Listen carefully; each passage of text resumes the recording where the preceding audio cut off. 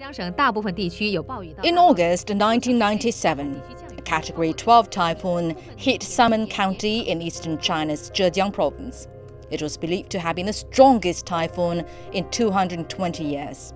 After that, no crops could be grown on the salt-licked land.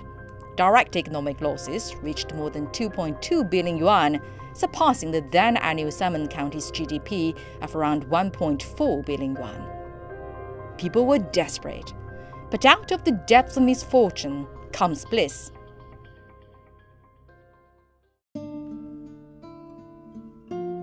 This is what Sanmen looks like 25 years later. More than 16,000 hectares of aquatic ponds, with an annual output of more than 300,000 tons, driving the county's GDP to nearly 32 billion yuan. Salmon small seafood was selected as one of the first cases of common prosperity in Zhejiang.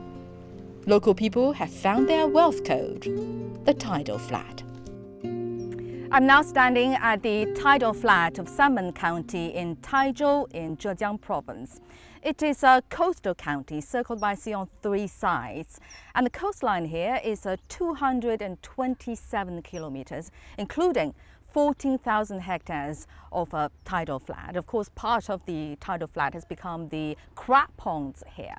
And the tidal flat gives the county ample small seafood supplies, such as the blue crabs, oysters, the razor clams, octopus, etc. Hence the nickname, the small seafood kitchen of the Yangtze River Delta. Mr. Chen starts his day at around 4 in the morning, working alone on a very small raft catching crabs in his 3 hectares of crab ponds. I tried. It's not an easy job. But he's happy because he can make more than 500,000 yuan, that's over $69,000 each year. Life has made a dramatic leap.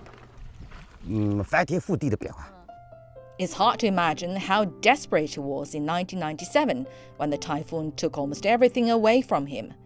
He was one of the 325 people who pressed their fingerprints in despair on the agreement of transforming from planting to aquaculture the village's plan for survival, which is known as Taotou model.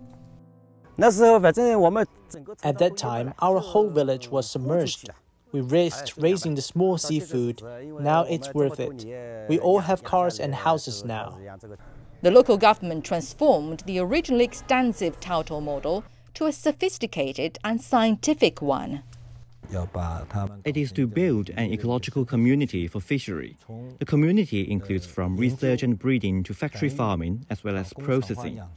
We have also established the China Salmon Mud Crab Aquaculture Technique Research Institute.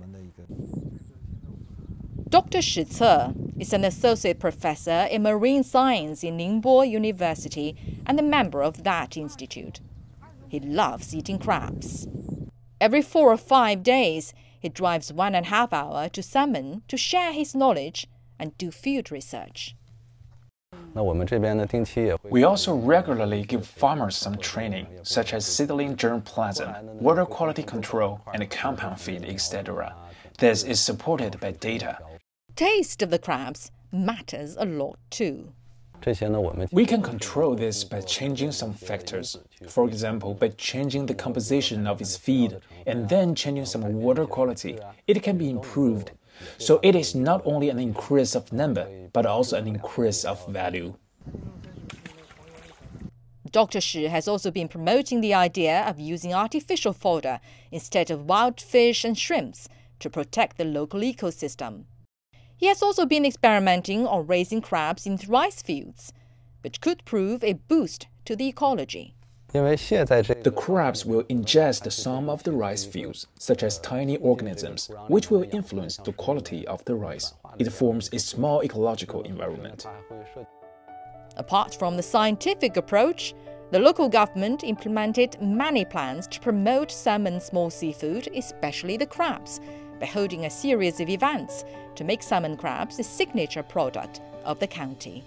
The government has held the Chinese Mud Crab Festival, and each session was a brand new display of the county.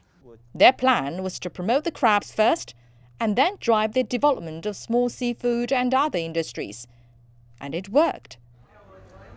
Tourism income in 2020 reached nearly 6.4 billion yuan.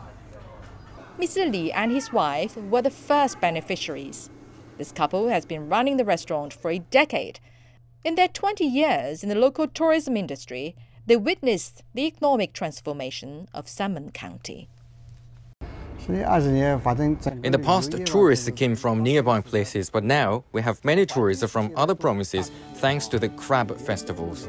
The pandemic was a blow to their business, but they still make a fine living. During our interview, the wife had to leave to receive a tourist group. They told me that this group ordered salmon crabs, as many other tourists do. The crabs and the whole small seafood industry not only fill the local people's pockets, the methods have been introduced to other countries to benefit the people there.